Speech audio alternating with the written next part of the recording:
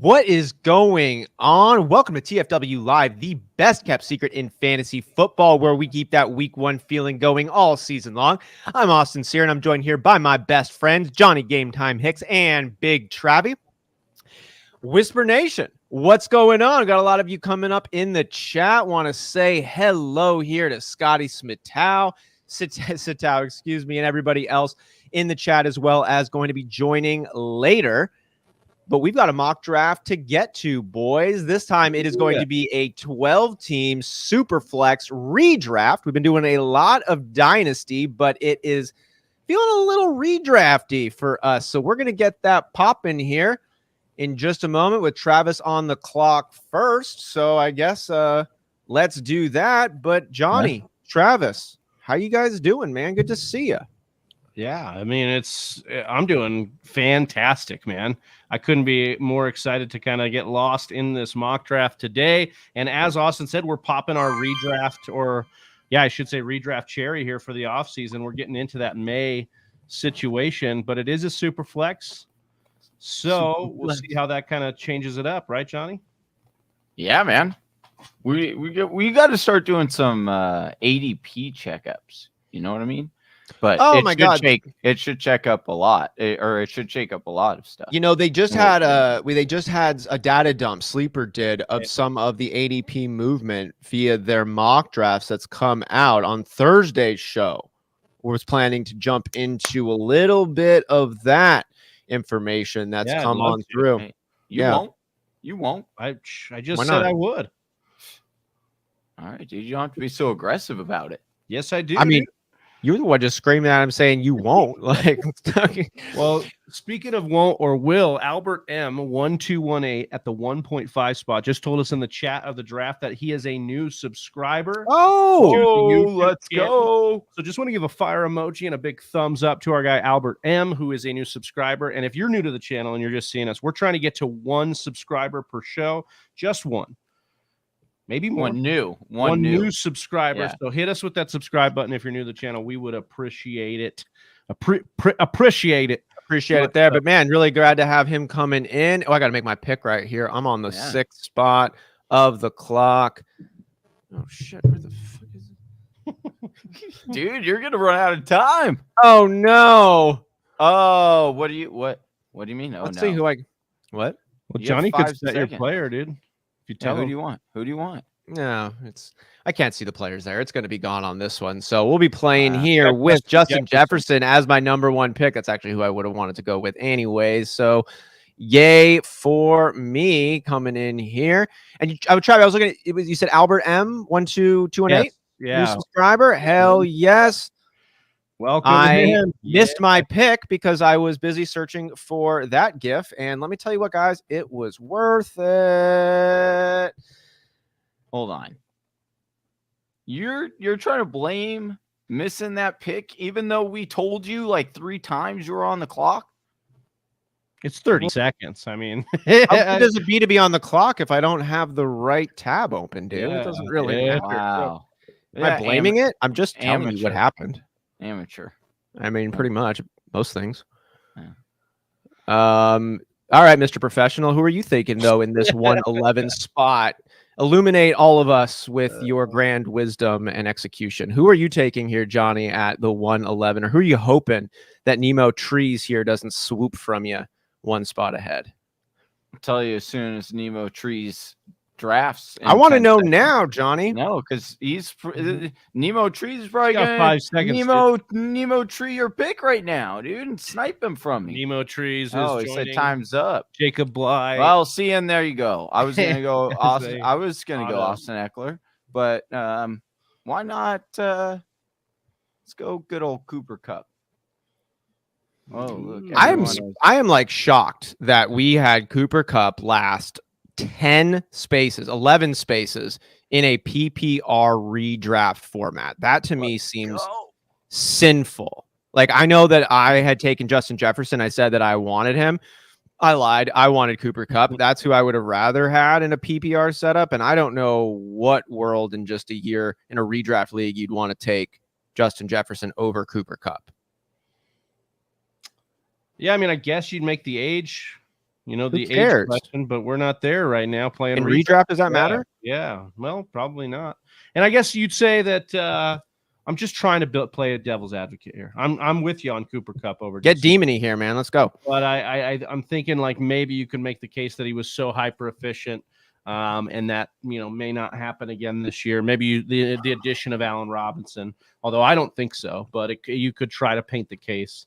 I mean, they had Robert Woods, who was actually good. Like if Allen Robinson performs as well as Bobby Trees did last year before he tore his ACL, I think we would all see that as an enormous success. Well, and even OBJ, who came over after the Robert Woods injury, scoring 5 touchdowns in the final 6 games. Like, so even OBJ, had a great time in this offense. So yeah, I'm with you. I think Cooper Kupp is the answer. Absolutely. Yeah. What about you, Johnny? Where are we at on this Cooper Kupp one? Because for me, Cooper Kupp in a PPR format, I'm taking him before I'm taking Christian McCaffrey, that's where I'm considering him right there. I'm just a little concerned about CMC's overall health, but if those things were equal, I would take Kupp right behind him by 1 spot. Am I off, or do you agree? I'm fine with either one of those. It's just how you want to. If I'm in the beginning of the draft, I probably would go with a running back first. I do think that just because there's so much depth at the wide receiver position. But there's depth, but is there what Cooper Kupp brings to the table? Scott's coming in here. He's on my side. Is there a guy? Yes, CMC. No, I'm CMC. When he's healthy, you pointed out some great stuff how CMC is the best fantasy player of all time when he's being utilized, how he has traditionally been utilized in a Panthers jersey. Like that guy was a RB1 without scoring a touchdown in a week. Like, that's how good he is. He gets you 100 yards on the ground, 100 yards through the air any given week, right? Yeah. Sure.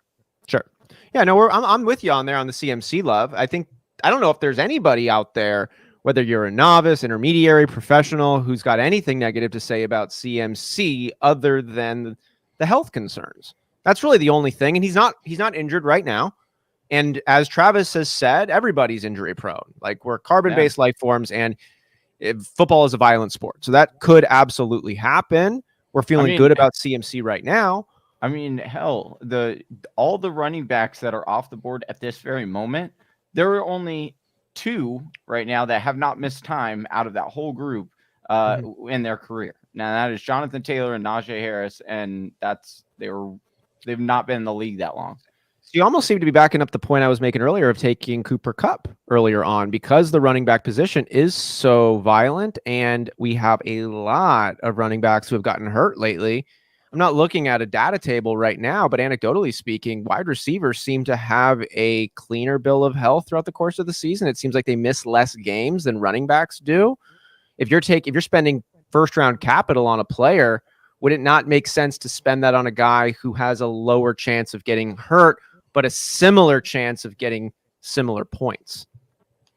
I mean, again, it's, how comfortable you feel with having, like, I like having a lot more depth at the running back position. I can pick up waiver wire guys and guys that are going to be 1 week. Now, again, are they going to be fully equivalent to a wide receiver like Cooper Kupp? No, but there's a lot more depth at the wide receiver position, and there's a lot more ability to play great matchups at the wide receiver position.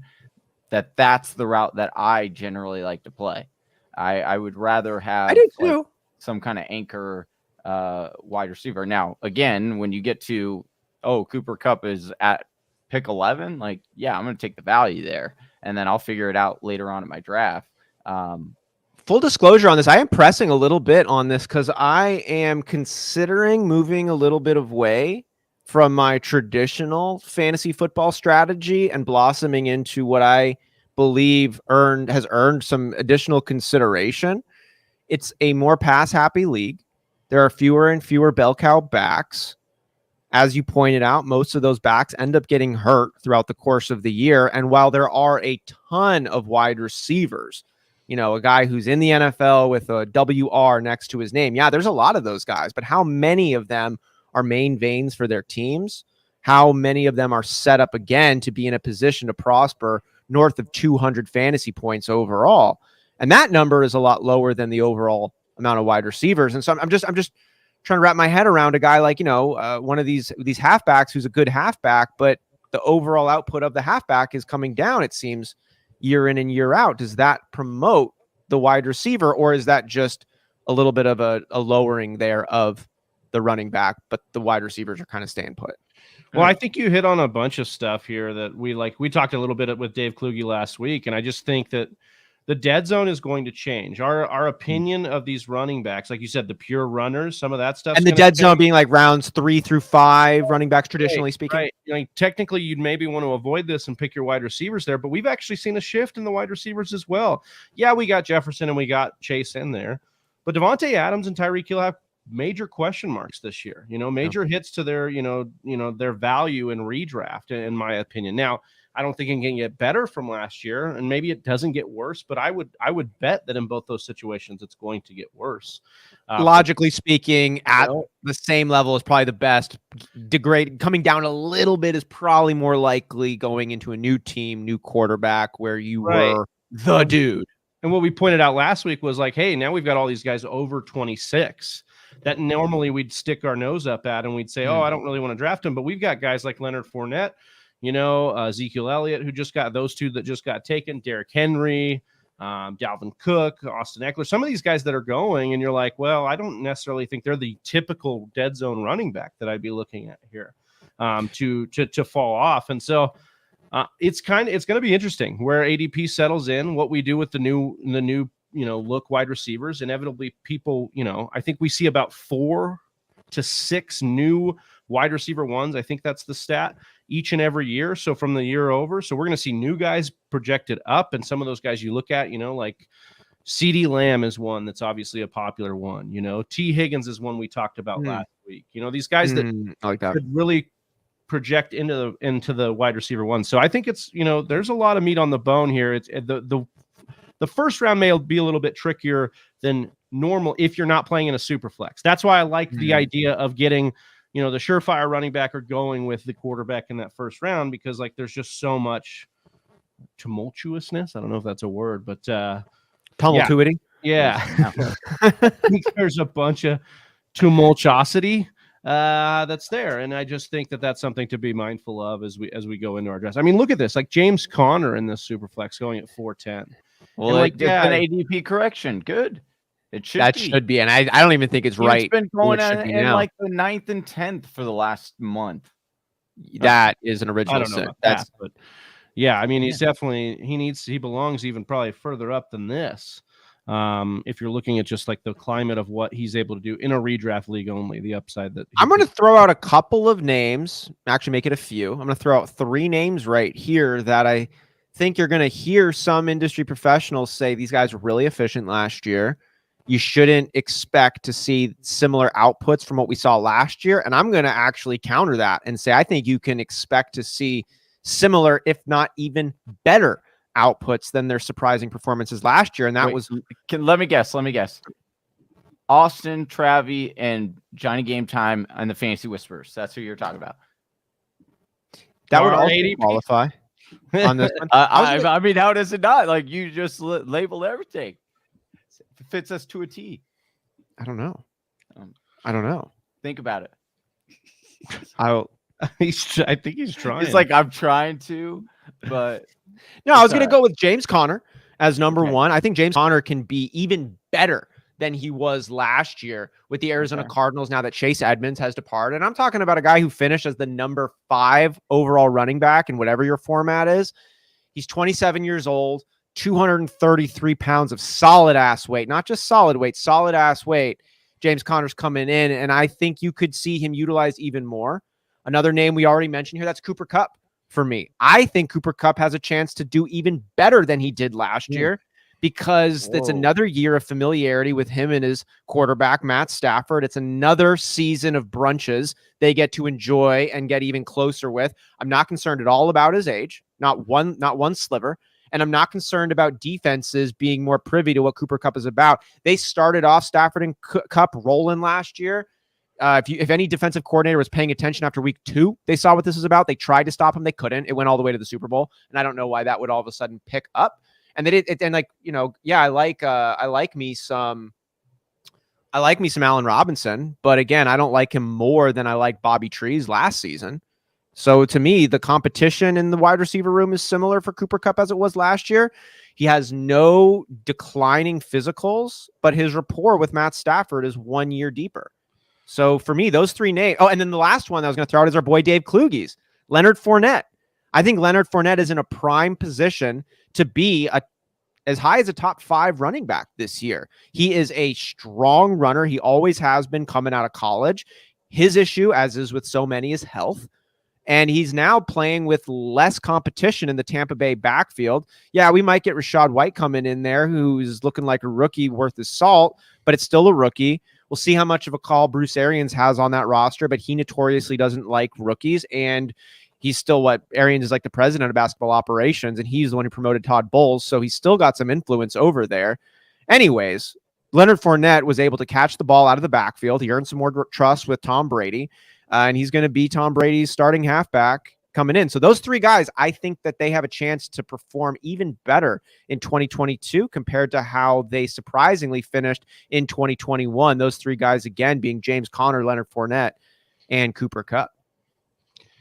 Yeah, I like those. I like those names. I venture to throw out a few names myself here. I think Miles Sanders is someone that I like that. Is going a little bit lower than maybe he needs to. T. Higgins is another one. We talked a little bit about that last week. I like T. Higgins a lot. I think T. Higgins could easily finish as a wide receiver 1, and you're getting him, especially in this draft, you're getting him pretty late here. But back to Sanders, he scored 0 rushing touchdowns last year. I mean, 0. Like, he didn't get 1. In the game that he missed in Detroit, I think the running back scored like 4 touchdowns in that game.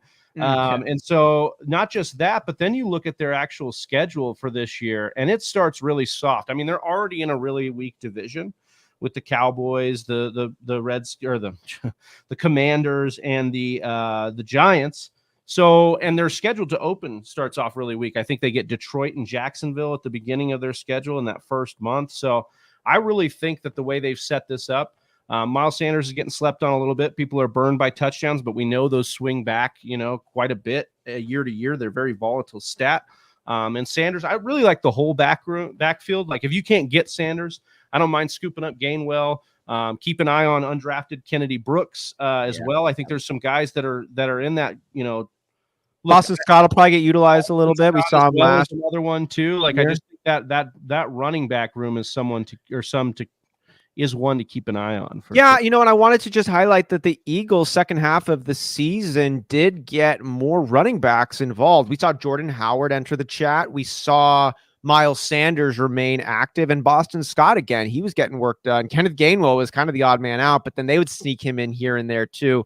I think that Sirianni and the Eagles are going to be utilizing that run first approach. I think Hurts does see a little bit more action. They just have to. I mean, 16 passing touchdowns for Jalen Hurts. They're going to need to get more out of him and that offense. But I like what you were saying there about Miles Sanders. I think he's being slept on. I think he's in a really good spot. Another healthy guy playing for what I think is going to be a more efficient running team going forward. I wanted to highlight some of the Whisper Nation members in the chat here. First impressions, Hurts may be a bit high.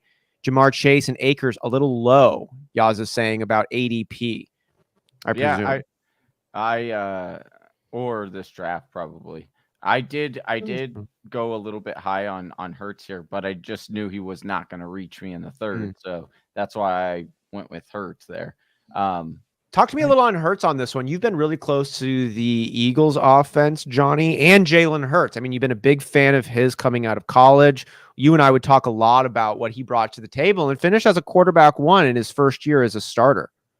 Yeah, I think he's really, really good. I think people sleep on him because the Eagles are sleeping on him. I think he's going to continue to improve. Getting a guy like A.J. Brown in the lineup is going to do a lot because teams have to respect that. Whether we like Devonta Smith or not, he was a rookie, and there was a lot of, the teams just didn't respect that.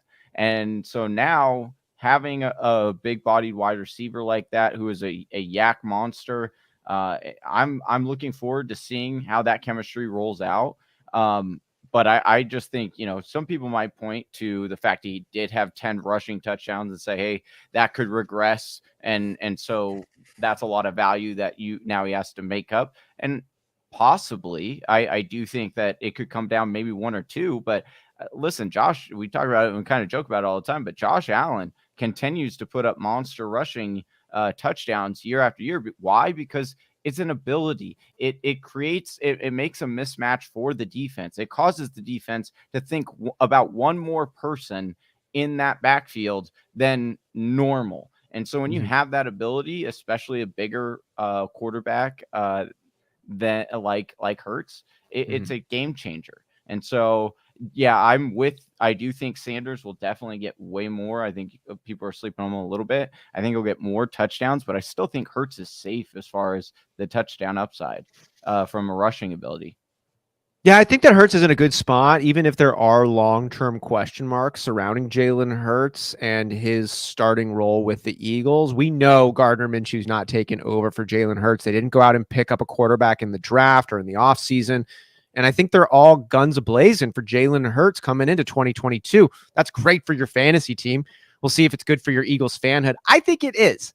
I think Jalen Hurts has a real viable future in the NFL as a quarterback for the Eagles or whatever team he's a part of. And I'm just excited for them to support him, build a team around him. They're obviously doing that. They went out and got A.J. Brown. That's exciting. I love the idea of Rager moving to permanent special teams or as a deeper backup, as it looks like we're going to have Quez Watkins maintaining his slot role, and that's got a little bit of juice in it there. And then Goddard, and as we have Mike in here pointing out, number 1 in rushing with Sanders having 754 yards. Moving the conversation along here to another running back and talking about the rushing opportunities. And it's not just because he said my name in here, but Smitty Satel saying amazing value on Kenneth Sear. I think he's talking about Kenneth Walker and referring to me as Austin Sear. And I agree. I was able to pick him up here in the 7th round, and we got today the news. And I like that the little color that Sleeper put in there. They always like to keep it spicy. And so it begins. Rashad Penny dealing with some leg tightness or some hamstring tightness, right? Yeah. Who cares? It's May. I thought this was hilarious because it was like, oh, here we go again. Good. I'm glad, actually. Why? Because this means that he isn't going to practice. He isn't going to do anything in order to risk actually getting injured for the season. So this is great news. This is great. But there is the counterpoint and caveat, and I understand, hey, if the team sees Kenneth Walker and gets the glimpse of him, then, hey, maybe he earns this job over a Penny.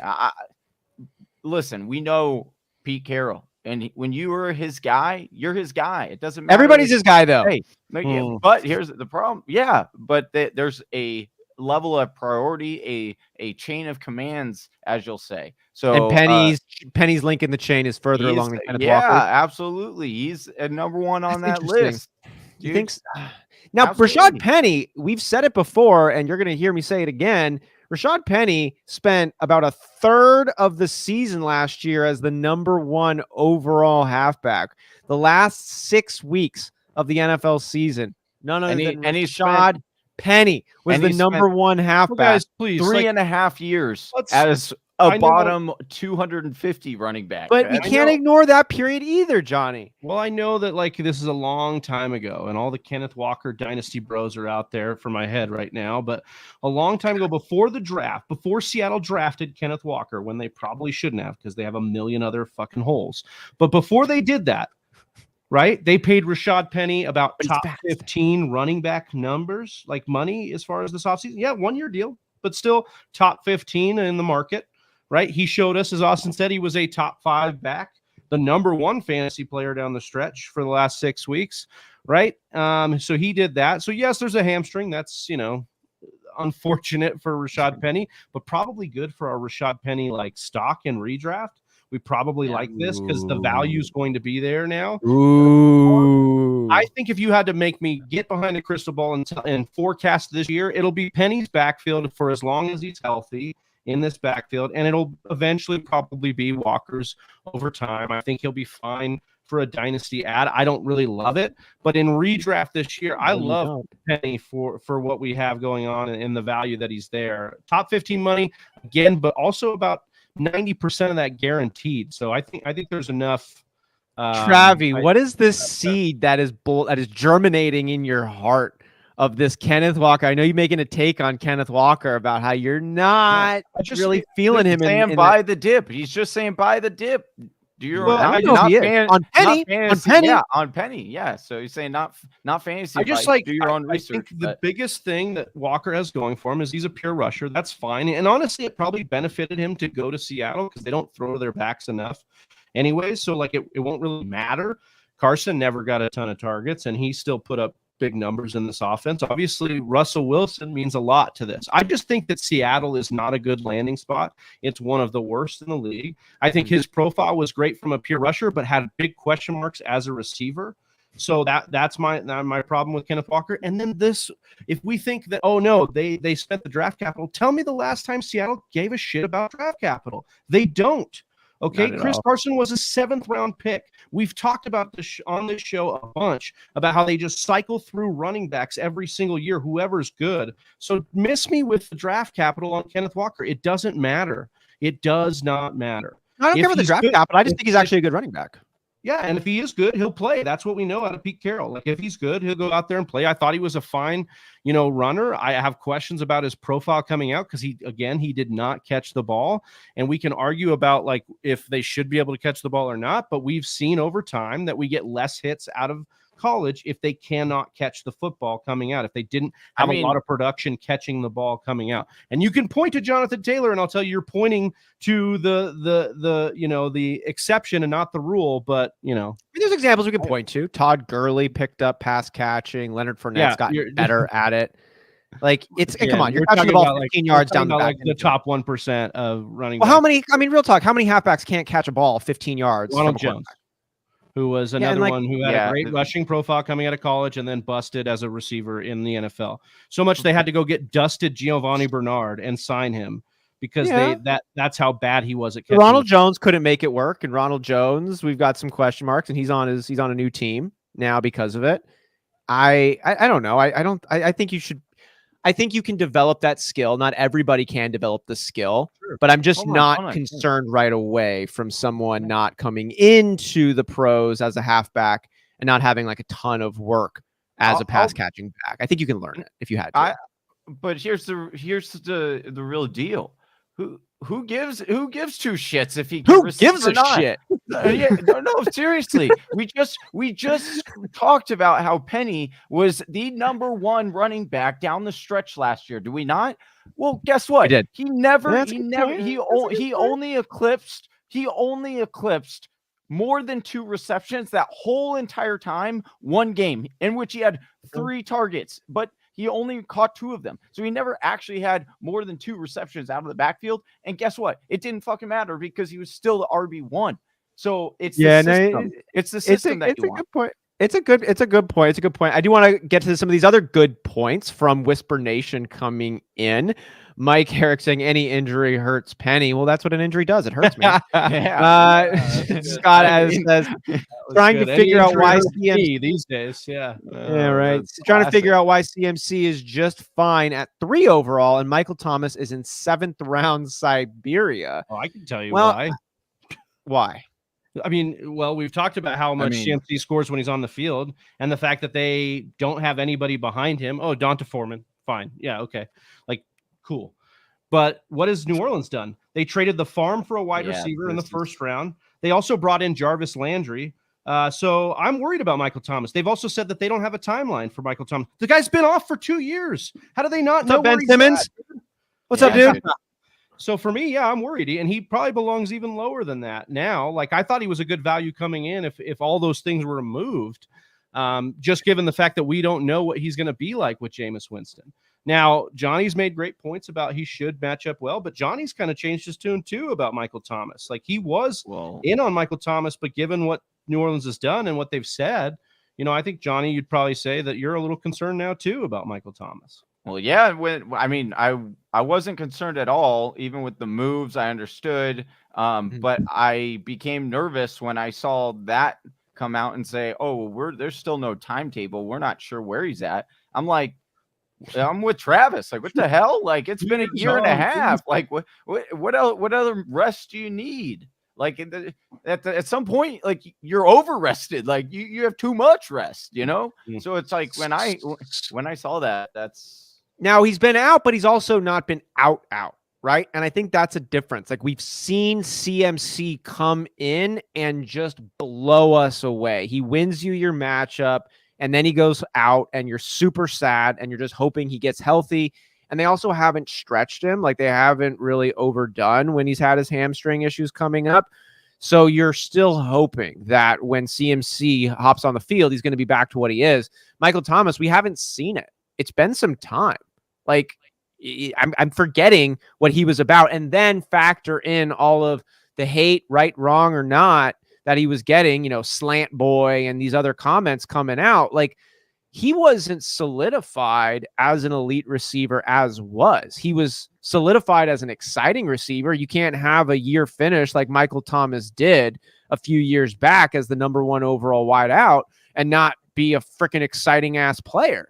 But since we've only really seen it once, and he has a totally different quarterback, a totally different head coach, and a lot of other wide receivers around him that he didn't have the last time he performed at that level. So why are we concerned about Michael Thomas? That's why we're concerned about Michael Thomas. Also, like it's May. So like we could learn a lot more about Michael Thomas before the season, but right now we have to adjust the ADP accordingly. Right. Like we have to draft based on what we think we know so far, and this is what we know, that we don't know a lot about Michael Thomas. What we think we know. Yeah. It's not quite what we think we know, which was the problem, which is why we dropped him down. Guys, before we move on to any other topics outside of the Saints room, I'm just took Mitch Trubisky.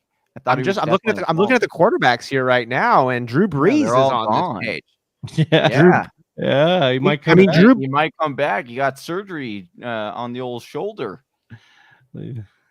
Are you guys biting into any of the, hey, maybe I'll come back and play comments from Brees? No. Just toying with our emotions? Yeah, and I think it was mostly in jest. A lot of what he was talking about there. I also think it's a leverage play because apparently he didn't get asked or offered a job with either Amazon or broadcasting wise, right? And I can feel that. So then then he was just like, okay, well then maybe I'll go play football, and then it's like maybe he'll get a couple offers because like. So you think he's leveraging this and to try to get a better broadcasting deal? I'm saying potentially. I don't necessarily know if I 100% agree with that, because I do think that we've heard it from several people before, past quarterbacks, that they do get this like really big itch to come back. And especially when they've been away and they don't feel like they quite, left the best on the field, which is Drew Brees. And so I do kind of think that like he's like, oh, maybe I get the surgery, and if I do still feel this way, he'd be like the Jason Witten of quarterbacks if he gained. I want this segue. I'm going to blend two topics we've talked about. I'm going to bring it over to another quarterback with question marks, as well as a flash in the pan performance. We're wondering if there's more on the bone with. Wow, I'm mixing a lot of metaphors. I want to ask you guys about Trey Lance. We've got Scott coming in talking about Jimmy G is the starting quarterback in San Francisco. He didn't get traded because they didn't want to trade him. No, we saw Trey Lance have one great year over at North Dakota State University. Is that enough to give you guys confidence that he is the rightful starter for the 49ers? I don't know if I want to go all the way back to his one season, one hit wonder status is why I think that they'll make him the starter. I think trading away 3 first-round picks to get up to go get Trey Lance is why I think he'll be the starter. I also have heard enough reports and listened to some of the beat writers out of San Francisco who have said that they tried to trade Jimmy G, and teams were very, very disciplined. I mean, look at all the teams that wanted quarterbacks and how they didn't go out and really get them other than Matt Ryan and the big names that moved, right? So like Carson Wentz obviously moved, but like I'm talking about Baker Mayfield. I'm talking about our guy here in Jimmy G. Now, Jimmy G has the shoulder situation. Baker had his own shoulder situation and a fat contract. they both have big contracts that teams don't necessarily want to absorb right now. So I don't think San Francisco wants to cut him, but they may be forced to at some point down the line because he is like the highest player against their cap right now because of his massive deal. And again, like Trey Lance is the guy they want because Jimmy G does a lot of the intermediate short stuff that they like, but Trey Lance could take the offense to another level. Will he? I don't know. I'm not a quarterback scout. I like Trey Lance. I liked him coming out. I think he makes a lot of big throws. I think he could bring them to a whole different level, especially than what Jimmy G is capable of. He could also bust and flame out. I don't know, but I think that they are going to be forced to move off of Jimmy G and to act like they want Jimmy G as their starting quarterback. I can assure you they do not. They do not want him as the starting quarterback because they wouldn't have made the moves that they made. And they literally, we have reports of them shopping him around, but teams just have not bit yet. They were asking for like multiple first rounders. Last I heard for Jimmy G. Yeah, that was the problem is that they're asking for multiple first rounders and he is still going through the rehab process with the shoulder. So teams don't exactly know where he stands. So they're not going to trade for an Johnny knows where he stands. He takes him right here on the 13th. He says, who cares? Right. The shoulder surgery. Because, and this is why I took him there. Because one, like Austin said, there is no, like you look at the quarterbacks available right now, and there were like no quarterbacks available. I do expect Jimmy G to be traded before the start of the season. I'm with you. I don't think that they want to, like they trade so many picks in order to get this guy, and they can't just have him sit on the sidelines. The other thing that I thought was very intriguing and why I am more on the boat that they are going to move on some way, somehow from Jimmy G is because you had George Kittle that was on Pat McAfee's show last week. And there was a couple interesting things that George Kittle mentioned. One being that Trey Lance is going to be one of the quarterbacks that is throwing during tight end university. There are 3 quarterbacks that got invited. Pat Mahomes and Trey Lance were 2 of those names. Forgive me, I can't remember the third one exactly. But that is one thing. And the second thing that was more important is that he said, listen, is Trey Lance going to at this very moment as good as Jimmy G? And he's like, really? No, he's not. But does he have and has he shown a lot in camp that makes you turn your head or in OTAs and stuff and practice that makes you turn your head and go, oh, this guy's different? He's like, yes. And so he's like, what we need to do or should do is just take the good with the bad at this point. He just needs reps. That's what he's like. He just needs pro reps. That's it. So the only way you could get those is if you're starting. So he's like, I think we should just take the good with the bad and, and have him our starter, take our lumps. He's like, I think we have a good enough team to overcome the downfalls. And then he's like, and then he gets his reps. And so when you hear something like that, from a veteran player and someone so crucial to that entire team like Kittle, you tend to think, okay, he's probably privy to some conversation, and he's kind of saying something as to that right now. Yeah, I don't think there's. I'm with you on this one. I think there's just a lot of variables influencing this ultimate binary call. Freak Stomper brings up an interesting point. I want to bring that up. Also, say what up to Do It 420. Good to have you here with us, man. Brings a smile to my face. Freak Stomper says, but Jimmy has a $27 million injury guarantee. They can cut him for $2 million once he's healthy. He told the team he wasn't going to get surgery and did, making it impossible to trade him. Have you guys heard about this? I haven't heard about this. No, I didn't know about that. Shifty. I don't know how you give Jimmy G the injury clause. That cracks me up. I mean, that's pretty. I mean, Freak Stomper 49er. He's got 49ers in his name. My goodness, if anyone would know, it would be him. And that's a pretty strong claim. Right there. That would bring a lot into question for me. Not just the legality of his specific contract. Yep. I mean, look, I think Jimmy or Freak Stomper said, once he's healthy, he's going to ask for his release. Yeah. I would, I think this is going that way, in my opinion. Like they're going to move off of Jimmy G.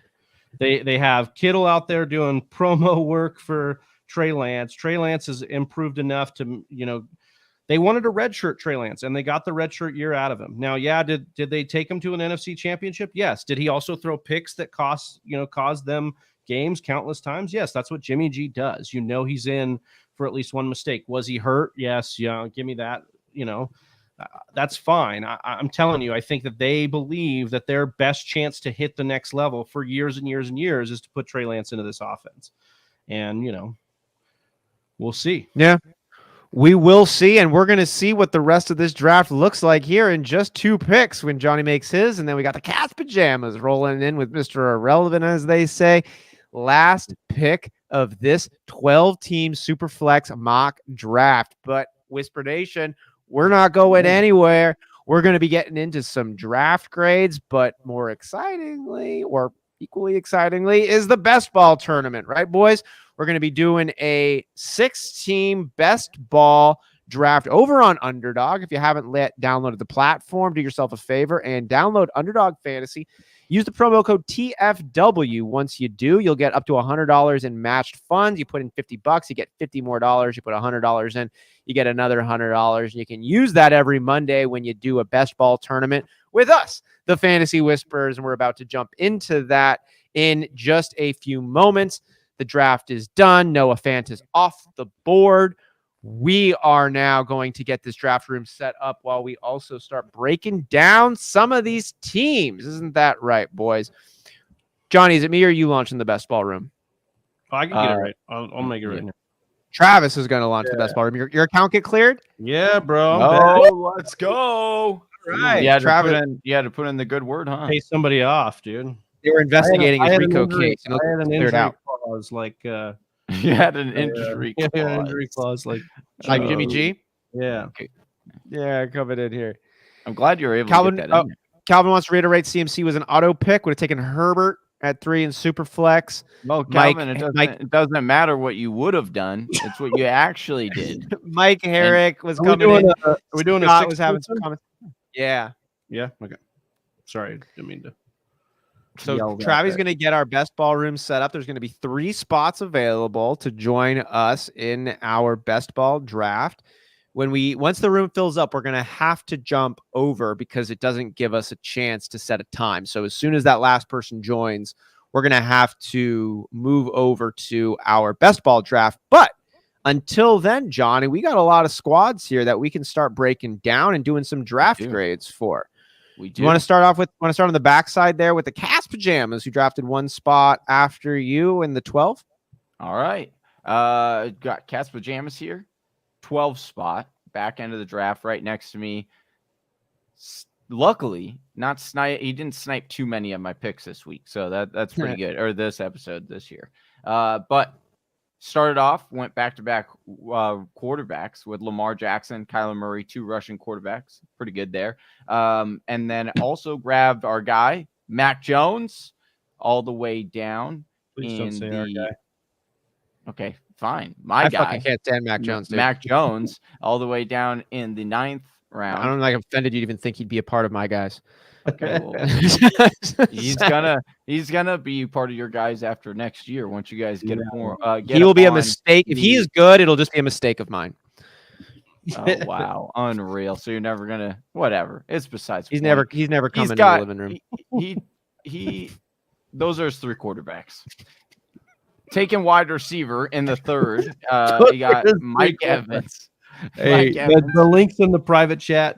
Jump in there. Sorry to interrupt, Johnny, and then we'll drop it for everybody else. And then Scott, it's coming. Yeah, I like that. All right, got it in the private chat here. Oh, got to sign in. Okay, so wide receivers. Well, I'm trying to basically on a show over here. Talking about Mac Jones at the same time over here. So we got Mike Evans over here as his first wide receiver off the board in the 3rd round. Pair that with DJ Moore in the 6th, Brandon Cooks in the 7th, Devonta Parker in the 11th, and Juwan Dotson all the way in the 14th. His running backs, he waited all the way to the 4th round to grab his first one, but he landed Ezekiel Elliott. Then he went CEH with the 5th round pick. Kareem Hunt in the 8th. And then you got James Cook in the 10th, Naheem Hines in the 13th. His 2 tight ends are Cole Kmet, and Noah Fant in the 12th and 15th round. So what do we? Pizza Belly's comment here is cracking me up. He says, just to be clear, I would have drafted a whole different team if nobody else was drafting. I love that. People at the CMC hate, though. I'm with Calvin. CMC could have a big bounce back, though. I think the only thing in his way is his own health. I think the Panthers are more cognizant of that. I think he's going to be set up for success. And as Travis says, everybody's injury prone. We've spent a lot of time on this CMC. The one thing I'll say is like Mike was in here saying, oh, I wouldn't take him there. And that's a personal preference. I get it. Like I get what you're saying. Wait till the second. Of all those guys that we're talking about, he's one of the few that has the ceiling of JT and of Henry of this like 30 to 35 point PPR game. And so that's why I think he belongs up there because the ceiling is so high. But anyways, we'll get back to this Cat's Pajamas draft here. I think for my ranking on the Cat's Pajamas, I really like what he did in some spots, but I don't see this as a complete team. You've got like his third wide receiver is a big question mark. His running back room makes me a little nervous. I not getting Tony Pollard is going to put a lot of pressure on Ezekiel Elliott to stay the number one, whether it's through performance or health. CEH is also going to be getting a lot more competition from his stone hand counterpart in Ronald Jones now. That's not good for CEH's overall production. And Hunt is honestly the guy I have maybe the most amount of confidence in of these three running backs, but his ceiling is capped by Nick Chubb being ahead of him. So I'm a little bit concerned. I think I'd go like B minus for me because I like his quarterbacks a lot, and Mike Evans, DJ Moore, even Brandon Cooks are pretty good. But again, Cooks, the third wide receiver's got some question marks there, and so I got some questions about his running backs too. Okay. Travis, what'd you give him? Yeah, I mean, this is I'm gonna say C plus. Or actually, I'm gonna say B minus. I think the quarterbacks in the Superflex are gonna push him over. I think that's what's going to do it. My problem, though, is like it gets scary after the quarterbacks. Like all three running backs are scary. Even Hunt could have issues this year. Like they could move Hunt this year based on the contract and the other running backs they have in the room. And yeah, like Austin was talking about the wide receivers. So there's some other things there. He's probably going to trade Mac Jones and Ezekiel Elliott to Travis later on in the year, and his boy. And get. I mean, I might be a buyer on Zeke. I'm still that still has to figure itself out. Zeke burned me a lot last year, so. Well, we should figure out Nemo Tree's draft grade here. We did figure out putting in the link in the chat, so get in there and fill this baby up. And we're waiting on two. Oh, we got one. Get in there and fill this baby up. We're talking about the draft room, sickos. Right. Okay. Wait, Johnny, did you get in? Yeah, I'm in there. Johnny? Yeah, I'm in there. Hit the restart, bro. I'm at the one spot, dude. No, I'm at the one spot, dude. We're gonna be flying in this one. Something happened to the feed. Oh, something's gonna happen to your whole existence, Scott. We're gonna mess you up in the best ball draft. Get ready for that action coming up. That's going to be getting started here in just a little bit. Man, I'm excited about how fast we're filling up these best ball rooms. We're going to have to pace out our draft grades a little bit more strategically down the road because we're about to jump into some best ball drafting, boys, which means draft grades are going out the freaking room, and we're going to replace it with the best ball tourney. The best part of this best ball tourney, Austin, is that it's the 6 team again, which means I'm in the second spot. Stacked, dude. Second spot. Stacked, ready to attack. Let's bounce it back.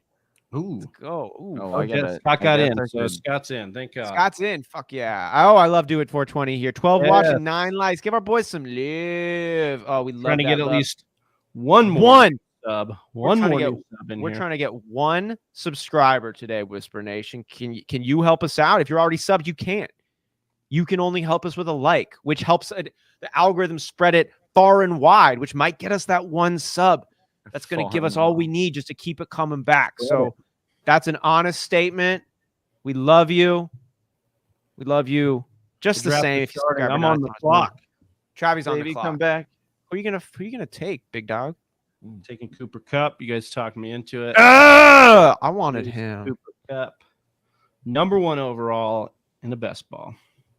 Already full for the best ball draft. We might start looking at how we're going to get more slots in here. It's just we're going to take advantage of some of our Patreon subscriptions in this. Get you all a leg up over the rest. We want to. Oh, I'm on the clock here. We want to honor those who honor us. Oh no, boys!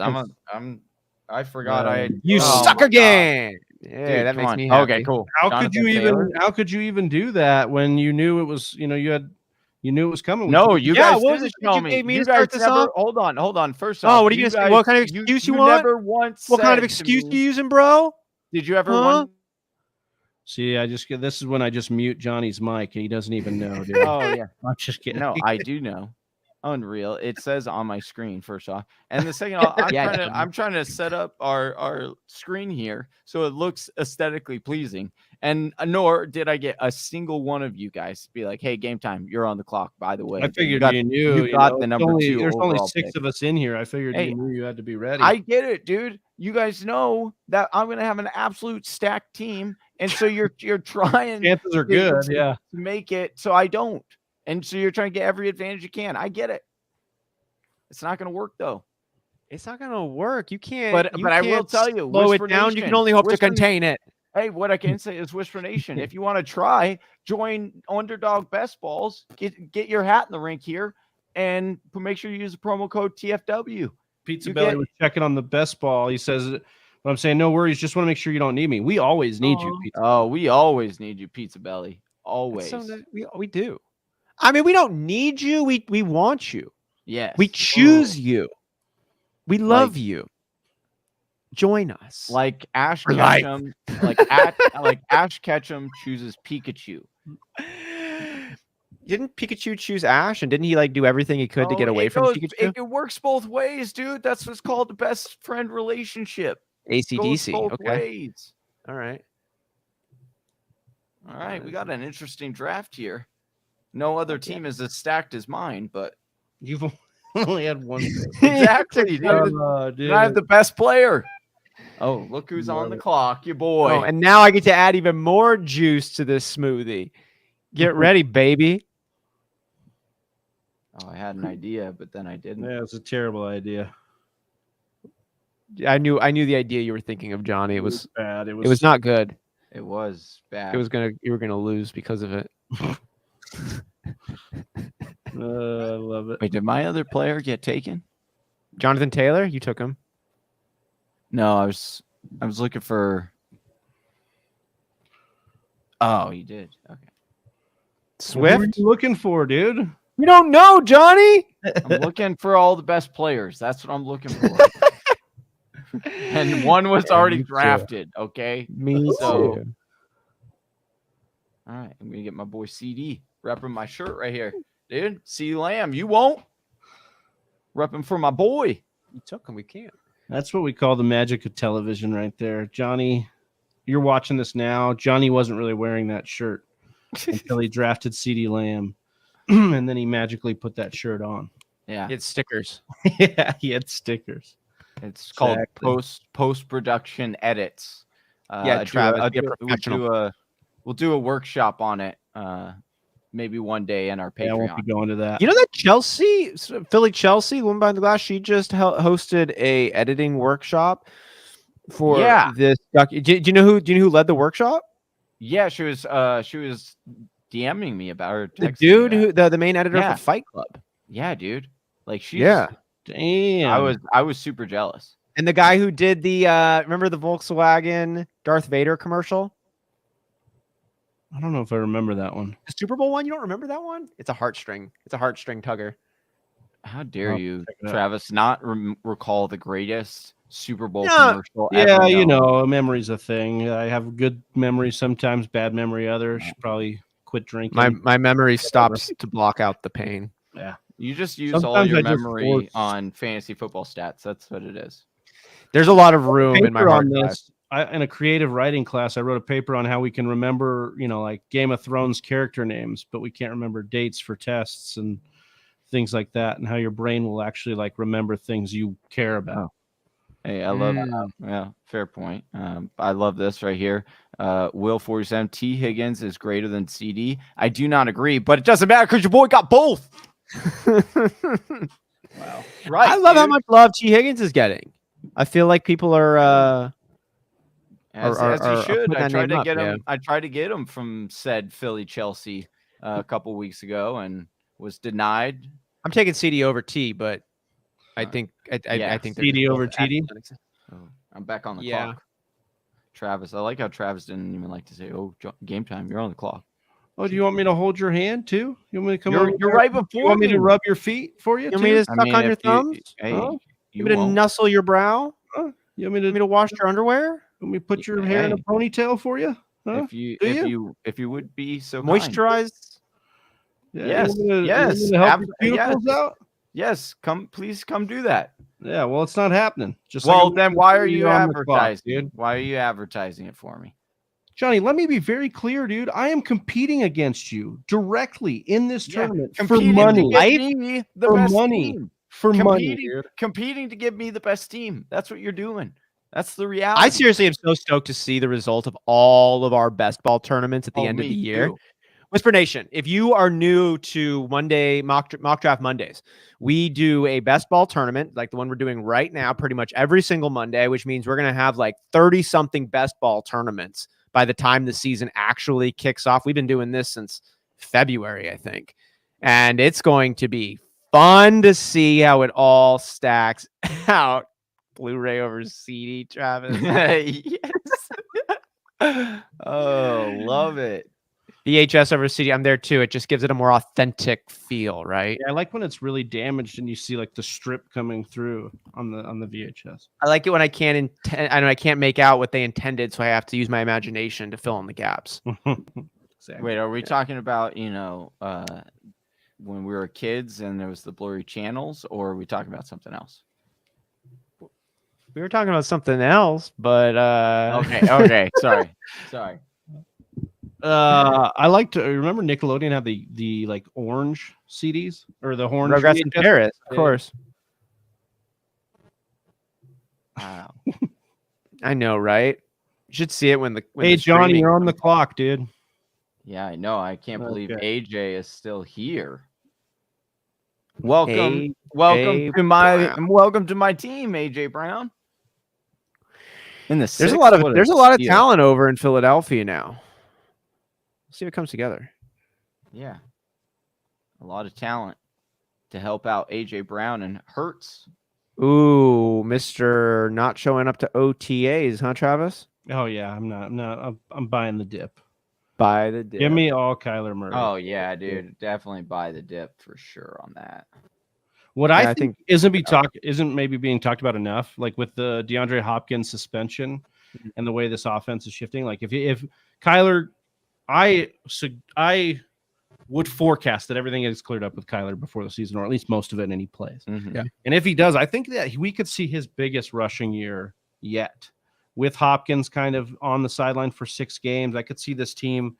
He could be forced to run a little bit more than he ever has. So.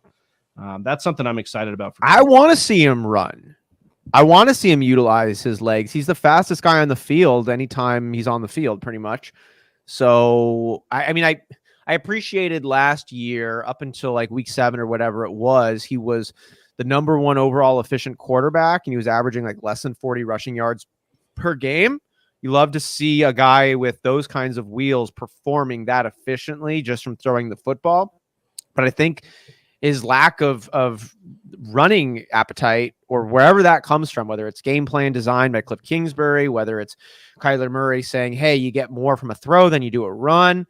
At some point, you got to be able to open up that tool bag and use all that you got. And the Cardinals need some more tools to be utilized. Like, we are right there, but we're not using what we got, and we're suffering because of it. You know what I just thought of? You know what just dawned upon me? Like you're on the clock. Like knowledge dropped from the heavens for the people. Came from heaven. Yeah. What? what if this whole time? And I agree. I do think that when we see Kyler at his best, we see Kyler, pulling it down and running, right? What if? We know this whole thing's about money. What if he's waiting until he gets his 1 million rupees? And then he's like, and then he does have the best, like it's already locked in the bag. He wants guaranteed money. And I don't think it's worked out that way psychologically. I don't think it works like that. Why? Because if you've got your money, and so you're not going to put your best on the table because you're trying to get money, and then once you get the money, you're going to put your best on the table. No. I think you're misunderstanding.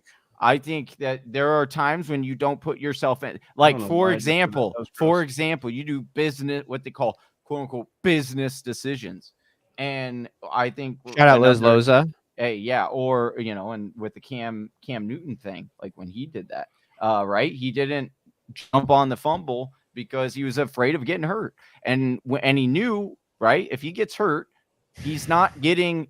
Look at all these other quarterbacks that we just talked about on the show, where they're injured and they're solid quarterbacks and they can't even find a job or get their money, and so. Why would Kyler? I'm not saying he always did that. I'm not saying he didn't always try to put his best forward, but there might have been several times where he made a business decision because he hasn't been paid yet on a play, and he goes down instead of trying to. He's making bad business decisions. Then I'll just tell you right now, he's making bad business decisions because he's not. If that's true. He's protecting an asset that's not yet proven. He needs to demonstrate what that asset is capable of. Yes, he does. He needs to be able to take this asset through a full NFL season and be able to come into the postseason, what this is all about, ready to play. He has not yet demonstrated this asset is capable of that. So what is he protecting? He's protecting something that isn't where it needs to be yet. But you aren't understanding the nature of the business and how the business is working. You don't have to show. That's the whole reality. You can show glimpses, which he has. He's shown. Really? Did he get the bag? Have those glimpses? You want to shout me out about my lack of understanding? He's working on it how now. Much? He's working on getting the bag now. So he's doing that, but he has shown it. Josh Allen, he showed glimpses of what he could do, and that's why he got the bag. Pat Mahomes he was showing glimpses. No, Pat Mahomes you're overstretching the game, but I'll give you Josh Allen, but I still think that Josh Allen got paid also because of the nature of the glimpses he didn't show us, and that was like the glimpses of bitching out. We've got no glimpses of Josh Allen bitching out, and we have a few examples from Mr. Murray. When did Murray bitch out? When? Like when he threw that ridiculous interception in the playoffs, or when he didn't study. Hold on. So or when he watched his social media, or when he had that really weird New York Times interview. None of those cases are of him bitching out. Those are things you don't like about him. Really, but I call him bitching. I think what he did to his Instagram page was bitching out. Okay, well then you think the same about. Why don't you say the same about Debo? Why don't you say the same thing about all these guys that are doing it? Because AJ Brown did it. Every single player these days does it. I think it's a bitch move. Hell, I did it last week. I think it's a bitch move. Well, what else are you going to say? Scrubbed your Instagram last week? Is that what you said? Did you do that, Johnny? Yeah, I did. Yeah, I did. No one caught it until Big Travie did. You didn't scrub it. Here's what I'll just say. We've got 3 seasons of Kyler Murray, right? Okay. And I just want to talk fantasy here because I really don't want to get into like trying to psychoanalyze Kyler Murray. I would really rather talk about the fact that in 3 years, the year that he was a top 4 QB, number 3 QB in fantasy, he ran for 800 yards and 11 rushing touchdowns. His other 2 seasons, he ran for sub 550 and 5 and 4 touchdowns. In that, I want to see more running. And I am actually probably on Johnny's side as what Kyler's trying to do is say, I'm not going to run and put my body on the line without a big fat contract to, because if I'm Kyler, it kind of makes sense. Now, should he have done it the way that Austin's talking? Austin's saying he bitched out. Maybe he shouldn't have done it that way. But if I'm Kyler and I'm looking at mobile quarterbacks and their longevity in this league and the type of respect that they command, whether or not that's because of the style of game they play, whatever, he's saying the odds are not good in my favor to secure a huge bag. I got to try and do it now. Now, you can argue if he's worth it now or not. The market has been set.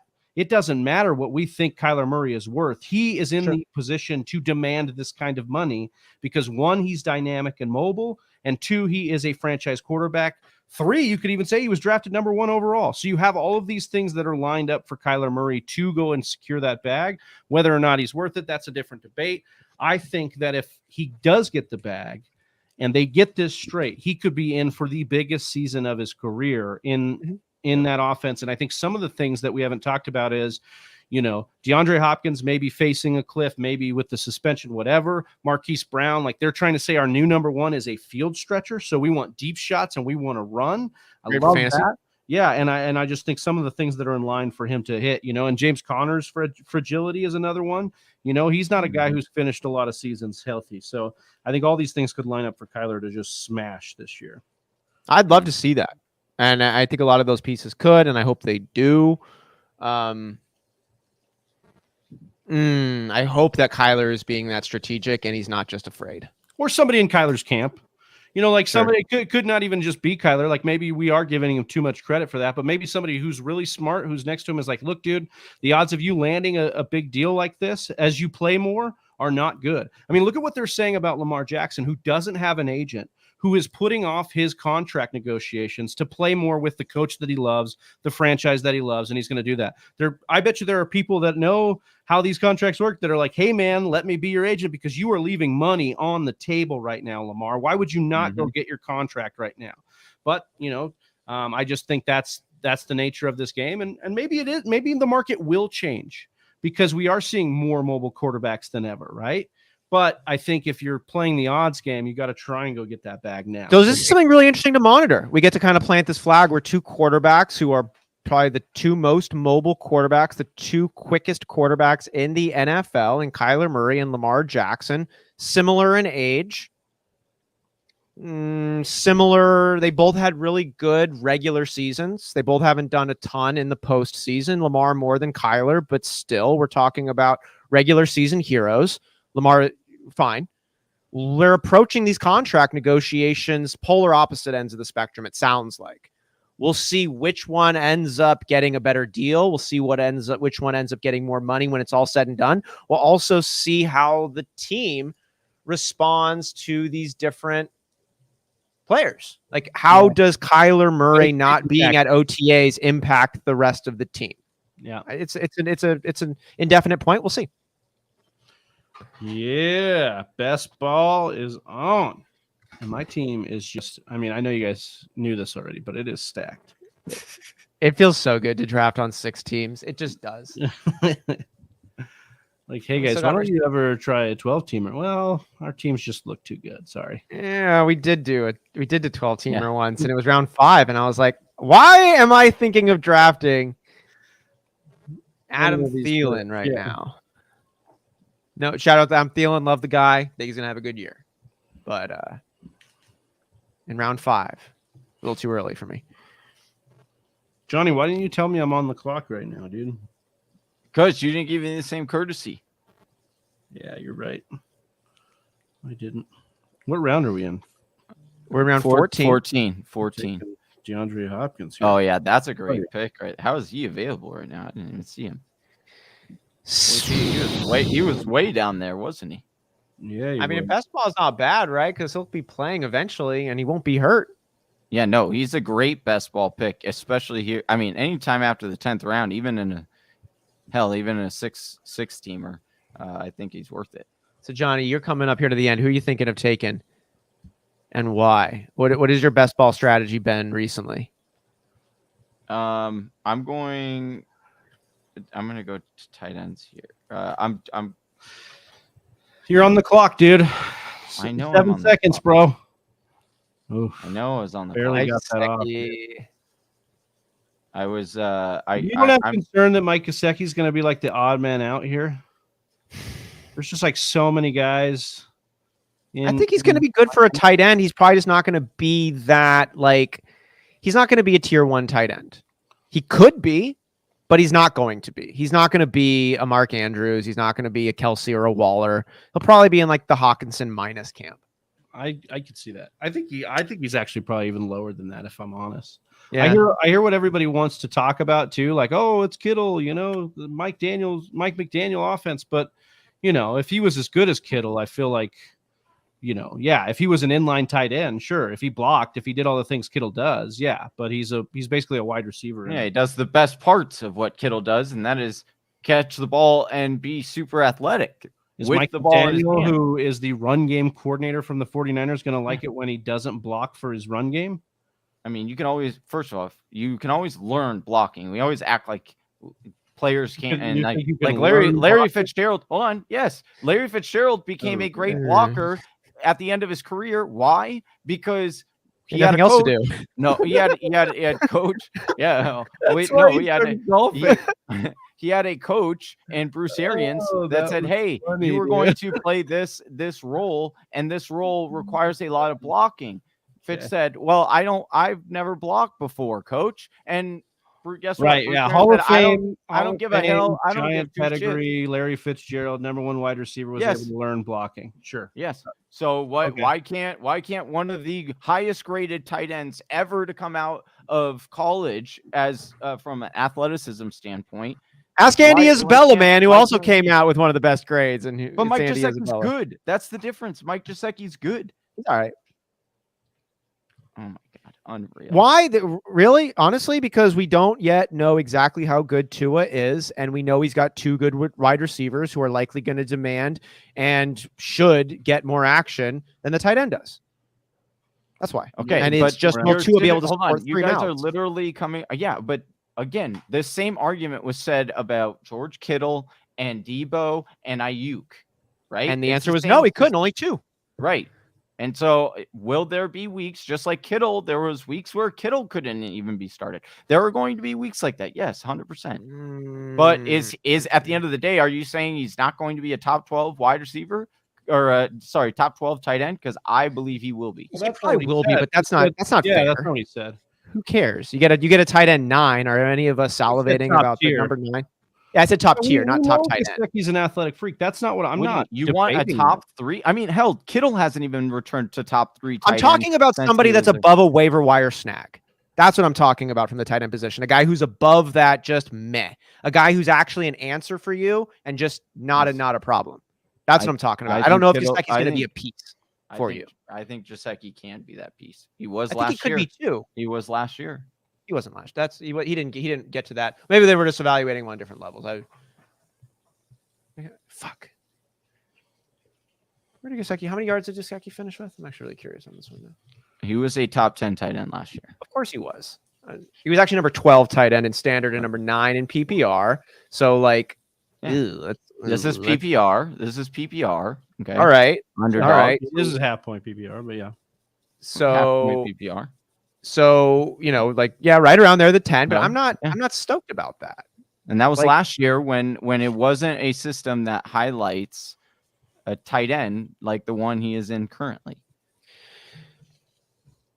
Yeah, but here's my caveat. How many? Well, hold on. Here's my caveat. He doesn't block like Kittle.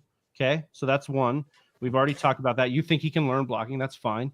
Kittle never played with guys that demand 25 to 30% market share like Jalen Waddle and Tyreek Hill are. I mean, they are target monsters, especially Waddle for a guy he's already played for in Tua. And then you're going to get in there. I just think there's not enough meat on the bone. Like, this is a team that, yes, threw a ton last year, but now they've changed to Mike McDaniel. You know who didn't throw a ton last year? San Francisco.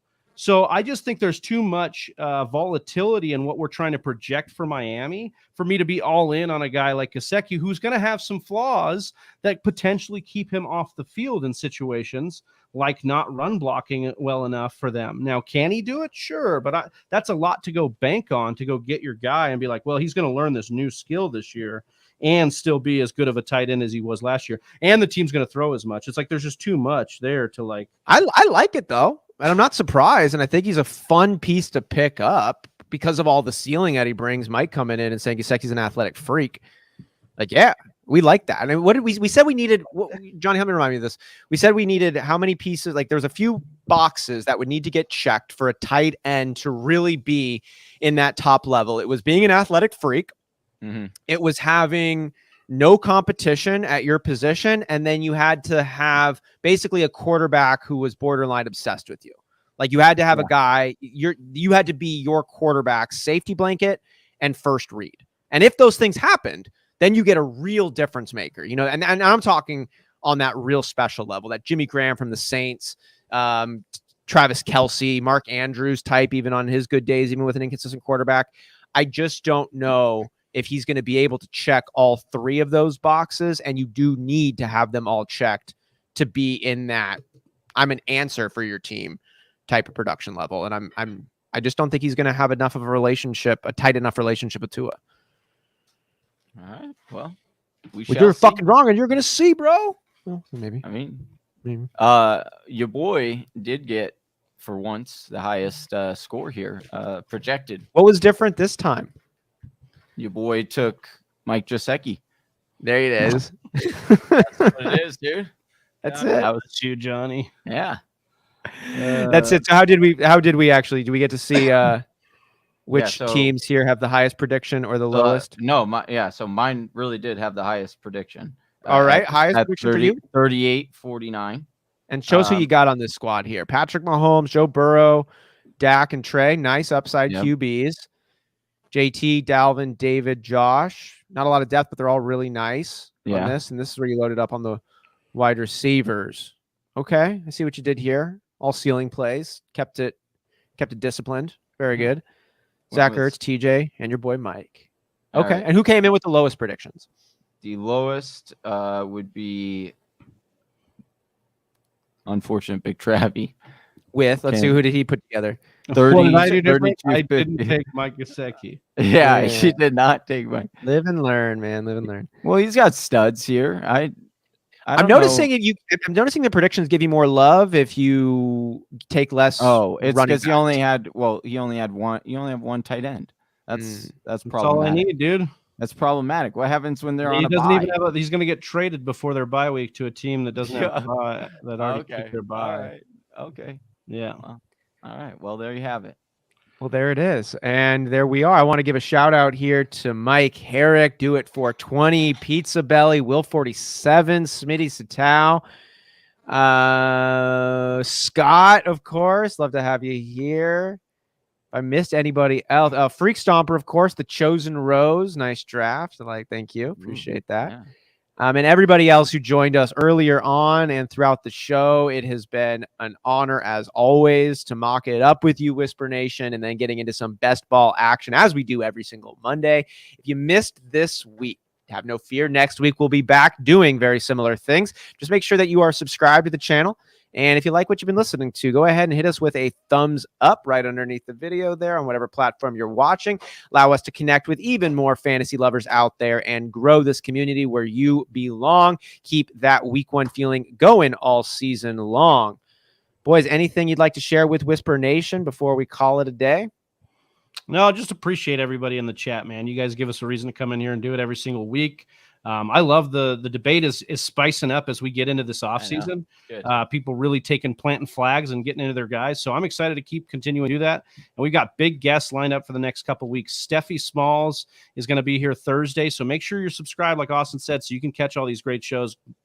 Different guests, different perspectives, new information. All that stuff is good for you, Whisper Nation. And Dave Kluge from Football Guys joined us on Thursday. Great episode. Go check it out in the YouTube page. Dave Kluge from Football Guys. He's phenomenal. Give him a follow on Twitter while you're at it too. Really fun, light, but also insightful presence over on Twitter and on his videos. You'll enjoy it, I promise. Yeah. Johnny, anything you'd like to share before we deuce out? Nope. All right. Well, on behalf of Johnny Game Time Hicks, there's Big Travie. I'm Austin Sear. We are the Fantasy Whispers. We're out. Peace.